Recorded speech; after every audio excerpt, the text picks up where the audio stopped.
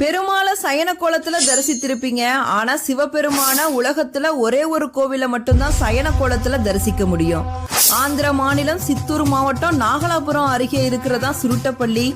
இங்கதான் பள்ளி கொண்டீஸ்வரர் சுவாமி திருக்கோவில் இருக்கு. கடைஞ்சப்ப அதுல வெளிவந்த ஆழகால விஷத்தை சிவபெருமான் உண்ட பிறகு பார்வதி தேவியோட மடியில படுத்து ஓய்வெடுக்கிறாரு. அதனாலதான் இங்க இருக்க சிவபெருமானுக்கு பள்ளி கொண்டீஸ்வரர் அப்படிங்கிற பெயரும் வந்தது.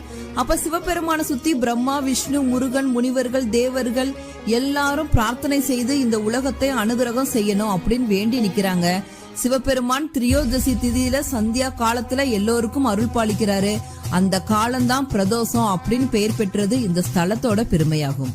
இந்த ஒரு கோவில மட்டும்தான் பிரம்மாவாலேயே பார்க்க முடியாத சிவபெருமானுடைய அடி முதல் முடி வரைக்கும் தரிசிக்க முடியும். எல்லா கோவில்களிலேயும் லிங்க வடிவத்துல காட்சி தர சிவபெருமான் இந்த கோவில மட்டும்தான் சயன கோலத்துல பார்வதி தேவியோட காட்சி தராரு.